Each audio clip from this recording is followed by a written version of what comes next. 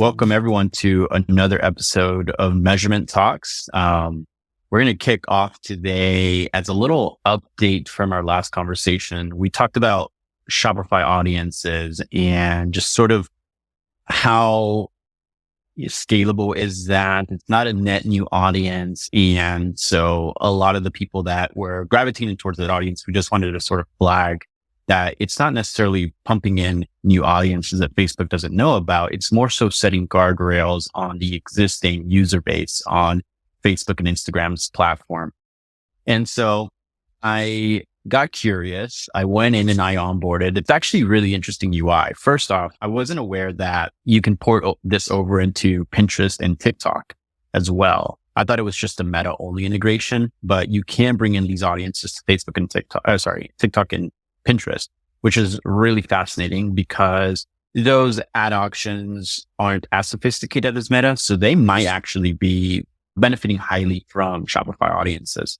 Now on Meta has a lot of intent signal. It's arguably the best ad auction in the world when it comes to understanding the propensity of a audience or a user's likelihood to purchase.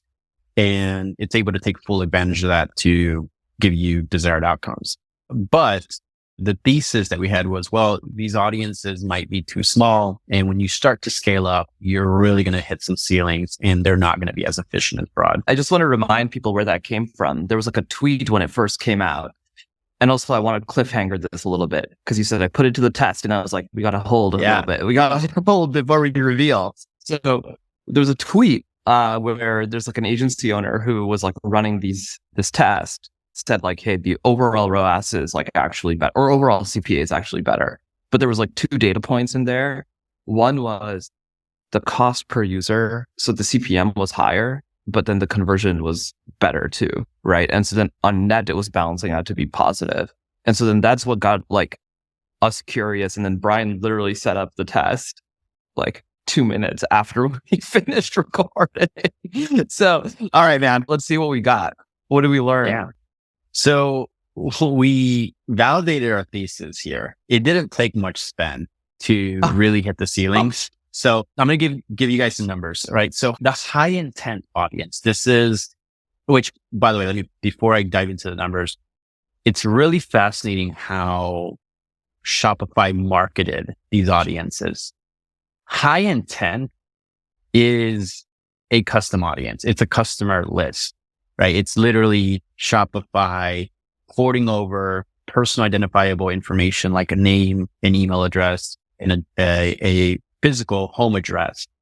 And it's tying that information back to Meta's platforms as a list. It's very similar as if you took your customer list from your customer data platform and you uploaded it into Meta, right, to create a custom audience. And so that high intent audience is exactly that. It is a customer file. The size I ended up getting, which the size is really dependent on Meta's ability to connect the personal identifiable information, such as a name and a date of birth, back to a Facebook profile. So if someone on Shopify uses a brand new email that maybe they use for all their purchases to keep their receipts nice and tidy, and their Meta, Facebook, or Instagram login email address is different from that, there's no tie back there, especially if there's other information that's not tying back. And so even though this person purchased and it's like they have a Facebook and Instagram profile, if they can't match it back, they're not part of this list. That's kind of how retail attribution works as well. But anyway, the Shopify high intent audience, 42,000 was basically my match. I had an estimated size of about 42,000 to 50,000 people. And I spent about $3,000 and I hit 70% of that audience. Just immediately hit that entire audience with approximately $4,000 here. It was the worst performer. So the high intent audience that had a very low ceiling in terms of size, $4,000 in spend, it was the lowest ROAS, which kind of doesn't surprise me. My frequencies were through the roof. My CPMs were through the roof. And from a both ROAS, a conversion rate, and from a cost per acquisition perspective, it was the lowest performer of the four. The other two, mid intent, is also a customer file. That one actually was the better of the Shopify audiences. The size on that one was 1.1 million, which is equivalent to like a lookalike. So it's actually not too bad. That one, I hit about 40% of the entire audience size. But again, it wasn't absolutely terrible. The CPMs were 2 times what they were for broad, but it was about 8% less ROAS than broad audience. And then low intent was a lookalike. So I thought that was fascinating, right? They used a super small customer file, then they use kind of a larger customer file of about 1 million people. And then they use a lookalike audience and they call that higher reach. And that's about 4.9 million people. So I think that's probably like a 3% lookalike, probably built off of the first two audiences. And that one had the second worst ROAS. The best performer, and I was able to 3x the spend on that, was broad targeting. Open, excluding past customers.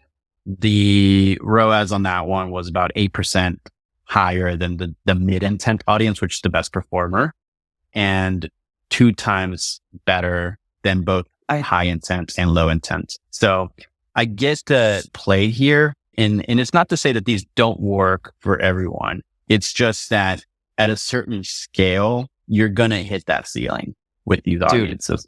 Here's what I think. You tell me what you think about this hypothesis. And there's no way for us to test this, but I think it was worse for you because you are trying to be profitable in a healthy way on the first purchase of a single SKU today, roughly, right? Is that a fair characterization? Yeah. Roughly? Yep. Okay. Yep. So I think that the wonkiness here, that is like kind of the dirty secret about audiences, and this is like where all of the measurement nerds will sort of like really geek out, is fundamentally right now, at least every audience tool is doing the exact same thing, which is they're trying to find audiences that have one of like the following 3 characteristics. Either you purchase often and like quickly, or you have a large basket size, or you have high LTV. Okay. So you look at the suite of different audience tools and it's like always one of those 3 things. So there's like a ton of these like audience AI companies that are like, oh yeah, we'll like find you your best customers because we do this LTV analysis and like figure out this, that, the other. And then it's like, you do the same thing on basket size, you do the same thing on propensity to purchase. Yeah. Now, the problem here is like, you only gave this poor Shopify AI one.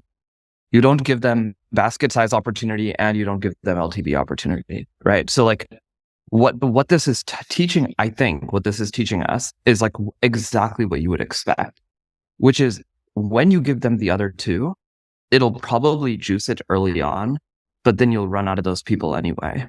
And in fact, the fact that it did not work for you is very clear evidence that that's true. Most people cannot decouple intent to purchase from basket size and LTV. And so it's like, okay, if you run a test and you see a higher ROAS, it's like, maybe the AOV was higher. Maybe these people are just like people who are like free shipping lovers. And so they're always trying to hit that free shipping threshold, right? Like there's all of this like wonkiness that continues to make that audience more and more niche and less scalable. And this is like the really tough thing about the audience game. If you're in the audience game, there's only one industry in which the audience game works amazingly well. Can you guess what that is? By the way, I know all this because of my time at LiveRamp. So I'm like, we used to run basically the largest open web data store. So like, I know an unfortunate amount about audiences, but there's one place where measuring, feeding back that audience, and then literally on a daily basis, pushing that audience into your ads works incredibly well. I'm curious if you can think through what that is. I was going to suggest like Grocer and CPG, just looking at like what Catalina and some of those vendors did. That'd be my guess. Shot in the dark here. Okay. Which is it? Elections. Ah. Yeah. And it's like actually coming up, which is what makes it interesting. So your voter files and donations move at very high velocity. And so you want to constantly update that so that way you're hitting and spending money in the places where your polling starts to change and your donations are starting to pick up, but then you also want to remove all of the donors from the ad so that way you're getting net new donors on a consistent basis. And so it's like one of the few places where you actually have dramatic change over a small period of time in the audience. So that's a way to think about like, hey, how useful is audience tools going to be for me? It's like, hey, if the best industry it works for is voter files, how close am I to voter files? That's an interesting insight. Yeah, very timely. I just had a little flashback to Cambridge Analytica here. Hey, speaking of audiences, I think this is a good segue to kind of the topic of the week on Twitter. I'm going to keep calling it Twitter right now. It's, should you be making a new ad account, a new pixel in a new Facebook page? So what's really interesting to me actually about this is that it's been top of mind for us for a few months now. We got this report from Meta where we can quantify and measure what percentage of our impressions are being sent to new audiences, essentially people that have not seen our ads before. And we have been hitting some serious ceilings where even though we were scaling up and like, you know, our percentage of impressions was growing right around March, maybe a little bit later, that number has started to come down. And so the talking point there was, hey, you need creative diversification. You need to provide the algorithm new creative types that are going to allow you to break through that ceiling and get back to showing ads to people that have not seen your ads before. So we're like, okay. So we've really been starting to, work around that. And I was just thinking, okay, well, creative diversification, it sounds nice, but it's a lot of effort. You're talking about new partners, potentially rethinking about the way you prioritize asset creation, the types of assets that you're creating as well. Should we do more GIFs? Should we do more videos? Should we do more like literally get a piece of paper and draw an ad? By the way, I did that and I was one of our top performers for a few weeks. So like, go get a piece of paper, draw an ad, take a picture, upload it into Facebook, see what happens. But I was thinking, how do I fast track this whole creative diversification, or how do I act the fact that our percentage of new audience is decreasing? So I was like, okay, maybe I just remove everyone that's engaged. I create a custom audience of engagers and I exclude everyone that has ever engaged with an ad or a post. And so this is kind of this hard exclusion that's going to prevent people that have commented or liked or shared or clicked on an ad, regardless if they buy or not, but it's going to force the delivery at high spend, force itself to new people. That's kind of not really working. You're really losing a lot of that social proof. Those people that are like fans of our ads, we started to see less comments, less shares, and that momentum does carry forward. So I came to this idea, well, maybe it's at the ad account level. Maybe it's at the page level. So we created a new account actually as well. We started testing that. I'm not going to lie. The spend right now is super low. It's like less than 1%, but it's like, we're back to 2020, baby. It's good in terms of the efficiency.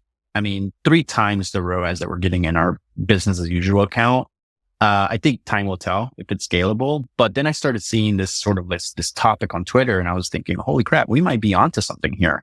So what are your thoughts about that? Just kind of resetting the properties. Do you use the same pixel ID or are you putting a new pixel too? I'm using the same pixel, which I saw that tweet and I was like, maybe I need to go like clean slate everything. I mean, they went as far as doing a new Shopify account as well. And basically a new website, new pixel, new page, new ad account, new everything, which I thought was kind of interesting. I don't know. Like I've always been in the school of thought that the pixel does not have any learnings. The pixel is simply a vehicle to pass learnings to the ad account and the Facebook page. Those are the areas that learn. But at this stage, I'm kind of open to ideas. And who knows, maybe things have changed with ASC and everything. My understanding of where learnings are stored are at the catalog level, at the page level, and then at the ad account level. That's where learnings are stored. So it's an interesting topic. I'm exploring that world. I'm seeing validation, like the data is saying, hey, this is a strategy you should be putting more attention into. But it's interesting. I imagine how many new accounts are going to be created over the next 2 or 3 weeks as people try to find ways of hacking the way their delivery system is working. I actually suspect that it's potentially a couple of things. And that's actually tied back to your observation of hitting that ceiling starting in March. Mm-hmm. I have always been, I don't think skeptical is the right word, but I would say curious to understand what ASC is actually doing. Not only the tool, but the rollout. And like the reason I say this is because they were super aggressive with the rollout, trying to get people on it as quickly as possible, right? And so what that does is it creates a huge surge of demand in terms of like impression buying for this type of inventory all at the same time. And so then in an auction, it just means you are more likely to hit ceilings when everybody is bidding on broader and broader audiences, and there's more overlap between what you bid on and what I bid on, right? So that's my rollout curiosity. And then my algorithmic curiosity is like, I think they needed to juice things early on in order to get uptake. Okay, so what does that have to do with the new ad account thing? If you have an algorithm that intends to juice new accounts in order to drive increased spend, then you might actually find, and we should see what happens here over time, that a new account is going to get favored buying, and so will always perform better for a certain period of time, and then will start to taper. This is the same thing. And the reason this is not like me tinfoil hatting here and like, conspiracy theory, like I don't want people to be like, oh, Rishabh, you're just like, you're way overthinking this. It's like, no, guys, actually, I'm not way overthinking this. This is borrowed directly from people's learnings about TikTok's algorithm on organic. So it's well known that for organic reach on TikTok, the best way to do it is to just constantly create new accounts because they want to get you that dopamine hit of like seeing something go viral. And so there's tons of people who already know this hack for TikTok organic of like, hey, spin up a new account. And it actually like feeds off of each other as long as it continues to have your brand name in the account somewhere. And then you actually get all of that value, right? And so I think that this is all part like their strategy to drive spend, and especially to drive spend for like growing advertisers who are new to the platform. And I think that that's why you're seeing this effect. Because look, ultimately, the data in your account is the data in your account. And like how much that should impact the ability to buy better audiences. It's like, it would be crazy to think that it actually makes you less efficient if you have more data in the account. That is just simply not possible. Like, yeah. And if you think about it, like if you look at the auction formula, right, it's expected advertiser results times the bid plus some sort of qualifier, whether that's like learnings in the account, the page, the domain authority of the URL you're sending traffic to. When you're starting with a new account, it kind of has to like give you the benefit of the doubt and say like, you know what, we're going to give you a nice little boost. We're not confident. Like, fundamentally, these ad auctions work on confidence levels, right? So if the auction isn't confident, it has to kind of boost you up a little bit and see, like, I'm going to give you the benefit of the doubt and I'm going to learn. And over time, my confidence will adjust and I'll see where you can be slotted in. And I think that's kind of, to your point, that's kind of how I know for a fact that's how TikTok organic works. And yeah, I was talking to some folks that are just really scrappy with TikTok. And I was just complaining to them, I can't get TikTok to work for me. I scale it up, it dies. I can't resource it properly to really give this thing a lot of volume of spend. And they leaned in. You know what the trick is? And I said, what is it? Like, tell me the secret sauce. It's creating a new ad account and a new pixel every 2 weeks. And I'm like, you're kidding me. And they say, yeah, that's what we do. We create a new ad account, a new pixel property, and we just rotate them in every 2 weeks. And that allows us to keep sort of, scaling the account. I was just sitting there like, well, I'm not going to do that. But it's an interesting thing. It's an interesting concept. It's like the telecom industry. Yeah. Always a better offer for the new customer. Better offer for the new customer. And once you're in, you get sort of addicted, you see the revenue, it tapers off, the wind gets sort of scattered around a little bit. Yeah. Not saying that's a little conspiracy theory, but for a fact, I do think that the lack of data signals a lack of confidence. And if the ad auction doesn't have confidence or any historical data, it wouldn't spend. So it has to sort of tell itself, let's multiply or let's amplify our confidence for this new advertiser, give them the benefit of the doubt. We'll get the learnings and then we'll find the right position and the right placement. And that's kind of what the ad auction formula is. It's that propensity or that prediction of getting that desired outcome, right? Times your budget and then, whatever it knows about your page and your ad account and your ads and the domain you're sending traffic to. Yeah. By the way, I think for better or for worse, it's a really good tactic because even if you tell people, by the way, I actually do think it'll continue to work if you keep doing this. And I don't think you have to do every 2 weeks, but if you cycle in a new account every month, I have a feeling it'll keep working. I'll tell you the best thing about this strategy. Even if you tell people, they won't do it. That's the best thing about this strategy. I mean, look at me. That guy told apparently the secret sauce to, scaling TikTok. And I was like, yeah, I'm not going to do that. A new pixel and a new account every X amount of time. The juice isn't worth the squeeze there. It's kind of what I bouldered that into. But yeah, it's worth experimenting. I might, rethink that and go test that out. So we're approaching holiday. Yeah. I'd like to sort of touch on holiday here. What are you hearing? What are you thinking people should be doing to prepare for holiday? It feels early, but it's going to come at us super hard and super fast.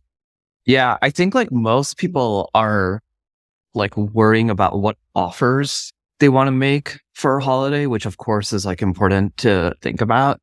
But I think one of those hidden gems that people are not going to be thinking a lot about is what kinds of measurement instrumentation should you be prepping for during holiday season, especially if you're an omni-channel brand, right? So if you're just e-com, I think that's one type of instrumentation you need to be thinking about. If you're also omni-channel, that's another type of instrumentation you need to be thinking about. But when you're doing things like pushing a bunch of offers and things like that, you really want to know what is it that drove the consumer to make the purchase? Because ultimately, the hangover after holidays is going to hit you, right? And last year, the number one thing I remember about holiday, I mean, other than of course, people ramping spend like crazy. The number one thing I remember about holiday season was people being shoot, I don't know what to do now, right? I don't know why this worked. I don't know why that worked. My inventory levels are all over the place. If you're an apparel brand, the number of apparel brands I knew that just had massive amounts of XLs of their apparel was ridiculous. They were just guys, we don't know what to do because we just somehow need to get rid of all of these XL sizes of our apparel that we have, right? And so I'm thinking about holiday season in terms of hey, how do we recommend to our brands instrumenting for good measurement? One tactic in particular that I think is super important is not just allowing discount codes to fly all over the place, because then you have no idea which channel people came from in order to acquire the offer, but to try your best to have it be siloed, either with vanity URLs or isolated landing experiences or whatever it may be. So that way you can isolate where that person came from instead of just them doing retail me not offer shopping. And then the second thing that I would really strongly recommend is when you show an offer to a customer, this we saw last year too, tell them that this is the best Black Friday offer that they can find. And just saying those words prevents them from doing this retail me not exercise, actually. And so that also gets you to get better signal on where people are coming from and understanding whether or not that is the channel that was actually working for you during holiday season. I guess what are things you think about when you think about holiday planning? Definitely promos and offers. That's where, the past couple of weeks, a lot of my time has been going into, and not just doing the promo, oh, let's just offer 20% off because that's going to increase AOV or increase conversion rate, or we'll add in this as a freebie if you spend X amount of dollars, but really going deep into what is the profit per unit sold and building around that, right? So I've got my offers in a place where intentionally and the goal is that we're actually generating more profit. So the consumer is getting a good deal, but we're also making more money for units sold. And we're doing that through like bundling and really just finding ways of bundling together multiple products to increase the AOV, but still providing a steep, healthy discount. So that's an area that's kind of like to your point, that's where everybody's spending a lot of time into. I'm also analyzing a lot of pacing at a channel, at a platform level. So looking at historical spends and seeing what was my spend by day, how is it changing day over day? And then how were metrics such as the click-through rate or / cost per click / CPMs, right? To indicate the saturation or competitiveness of the auction. And how does that relate to conversion rate and indicating consumers' increased or heightened purchase behavior? So I'm looking at spend, CPMs, and conversion rate. And I'm basically looking at periods where CPMs and conversion rates are either in line with each other, or maybe there's a period where conversion rate starts to increase and CPMs haven't necessarily increased yet. Those to me are like big windows of opportunity, because it's okay. If my CPMs, or let's say cost per clicks, are flat, and then I'm starting to see conversion rate increase, I'm using that as guidance to move and shift my spend more towards those days.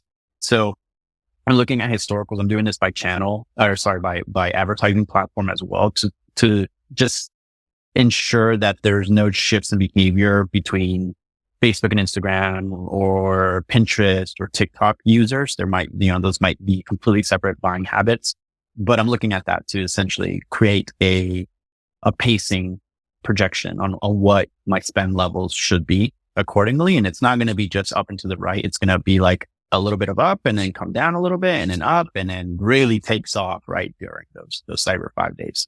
And I'm doing that through the end of January, actually, because people forget about Q5, right? We're so focused on the Cyber 5 days that if you're in health, wellness, beauty, or even apparel, after Christmas, the 26th through like the 14th of January, that's kind of like another mini Super Bowl for you, especially because all the CPMs start to taper off. So we're looking at that. And that's sort of the focus this week.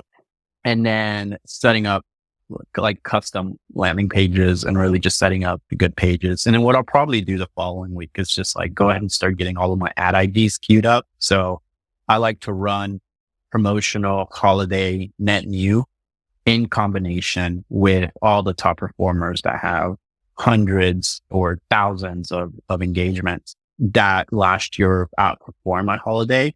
But I like to just de-risk by having both out of the gate and then, scaling the stuff that's working, regardless of if it's the evergreen stuff that's been running for over a year or the holiday stuff that I just activated that week. Yeah, dude. I mean, so first of all, this ebb and flow thing, we were chatting about it briefly beforehand, but I actually think that with the pandemic like really over, consumer behavior is actually more volatile up and down. So I think this is super smart in terms of thinking about your pacing.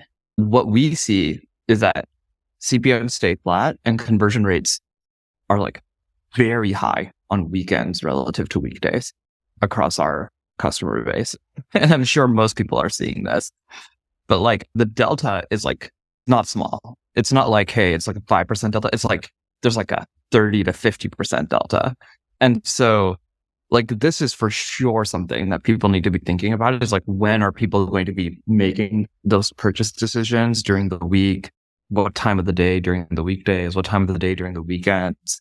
Yeah. So I don't know if this is part of what you're thinking about, but we definitely see that like not all times are equal by any stretch of imagination. And if you have like a daily budget, you're kind of by definition treating it like all times are equal. Again, I understand that daily budget pace is slower in the middle of the night, but it means you're treating every day as equal. So it is something to watch out for. It's funny you say the daily pace is slower overnight. This morning I woke up and one of my ASC campaigns by 8 a.m. had already spent $3,000, 30% of its entire budget by 8 a.m. So I was like, oh, that's nice. It's good. It's a great gift to wake up to. We're already $3,000 behind today due to bad spend in the morning. So it's not always perfect. But yeah, the point about shifting your spend levels, we did a similar exercise where we started to take a look at day of week performance. And I mean, there are some serious patterns, and they've started to become more and more aggressive post May, post June, where, I mean, weekends, great. And then other days of the week are just absolutely abysmal, to the point where now I have very specific supplemental campaigns that get turned on and off. And I'm using a bit of day parting on Meta as well, just to take advantage and like really squeeze more profitable sales out of the days where we see better performance. By the way, out of curiosity, so I'll tell you, I mean, because it's not revealing anything confidential, what we see is Tuesday to Thursday is horrible. And then Monday, Friday are okay. And then the weekend is incredible. Yep. Are you seeing roughly the same thing? Roughly the exact same thing. Yeah. It is unbelievable to me. Yeah. When I worked on retail accounts, depending on the type of account that it was, we would take that in consideration as well as part of like the piece. And we would never run spend equally every single day. It would always go up and down, plus minus 20, 30%. And it was taking into account the fact of people's work schedules, right? I think the last 2 years with people, a majority of Americans working from home have kind of made us forget about that. And it's kind of like, oh, this is nice. There's consistency, there's stability. But with the surgence of return to office or just general, like, you know, post-pandemic, people going back to normal lives, I think we're back to that. So I've been trying to track that. And I do think that it's something that people should keep in mind and finding ways to squeezing more efficient dollars out of the platforms.